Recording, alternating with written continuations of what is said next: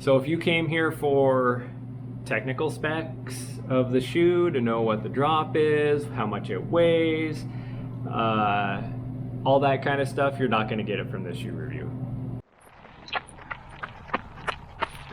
Like, what the hell is that?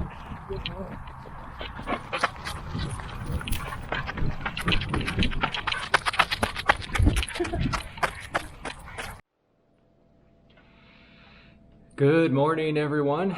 So, as promised, I'm now going to give you my shoe review for the Brooks Hyperion Elite. And as always, this is very non-technical, like all my shoe reviews.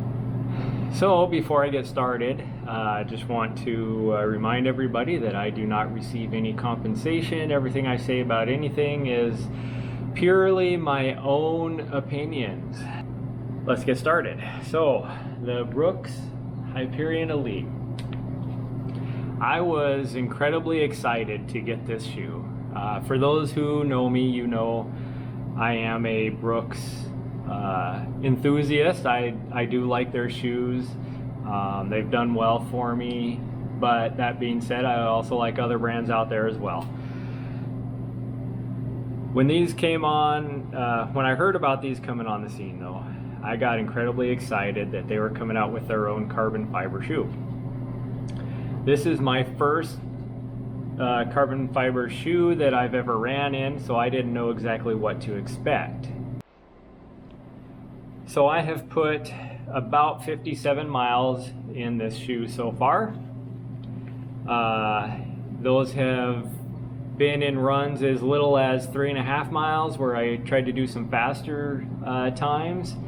I've done a medium length run and a really long run. I did a little over 21 miles in this shoe the other day. Overall, I like the shoe, but I had some likes about it and I had some dislikes about it. Likes about it, I like this kind of upper. This is what I really liked about the Hyperion Tempos too, is this upper. I really like this fit of an upper. I am not a big fan of more of a knit type upper at all, but this, I love this type of upper.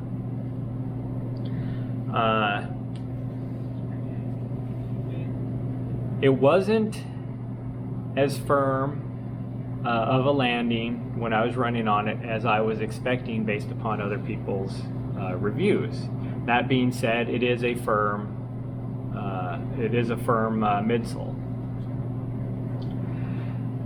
It did soften up a little bit as I got into the run. After I got about 20 miles on it, it actually felt a whole lot softer. The faster you go in this shoe, the better it feels. It didn't feel horrible as I went slower. I could just feel the benefits of it when I went faster. So if I was going to be running a slower pace, I would not use this shoe. Not that it was any worse than any other shoes, but for the price of it, there's no reason to pay that much money for a shoe to run a slower speed, whether you're in a race or if you're out there as a daily trainer. I'm going to continue running in this just to see how many miles I actually can get on this shoe. You know, they say about 100 miles is the life of this shoe. I will probably not disagree with that.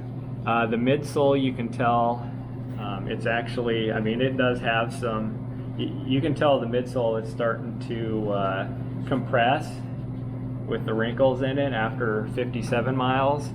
The sole is starting to show a little bit of wear, especially on the toe, and a little bit on the heel. As I got a little bit more tired, I started heel striking, but overall it's a good shoe, but it is definitely not my racing shoe.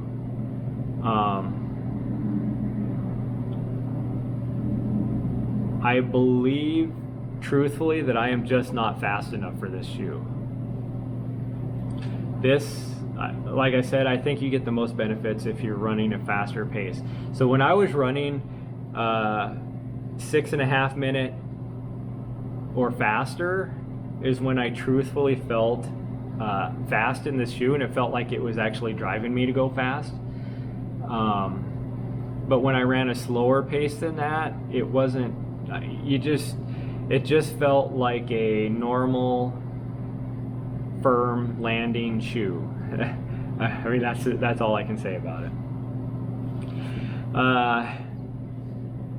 Okay, now I'm going to talk about a major dislike. You saw in one of my videos where I started getting a blister on the heel. I am not a fan of the heel collar, or whatever you want to call it here. I like the top part of the collar around the ankle, but there's this padded going around the inside here.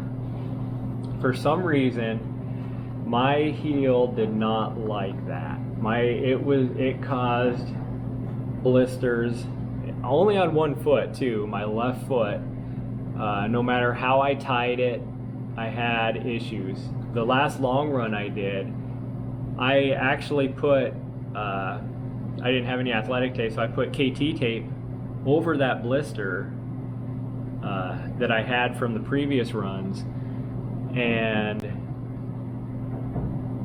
tried to cinch it down tight so I didn't have any heel slipping, any of that kind of stuff. And all it did was move the blister and started rubbing even lower down on the tape on my heel. So I actually had to stop about 6 miles in and try and adjust the tape a little bit to cover that spot so I could even finish the run. That's probably just my own, I mean, like I said, I didn't get it on my right foot. It was just my left foot. And so I probably have some weird thing going with my left foot. I don't know. But even on my right foot, though, I wasn't a huge fan of that. I would rather just not have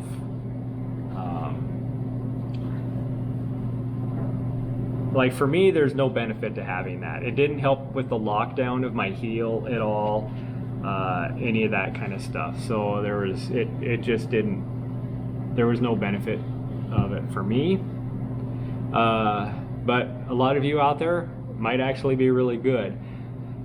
On that line, I also did have a hard time getting it to lock down. Get my heel to lock down. The rest of the upper around my foot, it locked down my midfoot really well. It wasn't like tight around the toe box. I had a lot of room, but I have really narrow feet anyways. But it was locked down enough that I felt secure.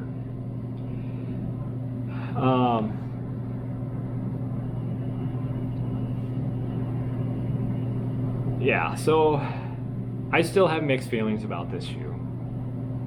It's not a win. I'll be excited to see what the second version that they come out with, what it's like. I could see myself racing this in a half marathon, but it is definitely not a marathon shoe for me. Like I said, I'm just not fast enough for it. I think if I was gonna, right now, I would take the Tempos over this for a marathon shoe. For the size, I bought true to size for me, and it did feel a little bit big. Like I probably could have gone down half a size. There's extra length in the shoe that I probably could have gone down half a size on it.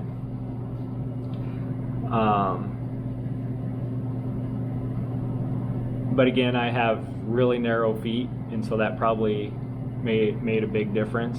Narrow by volume, not by width. So that's it for my shoe review.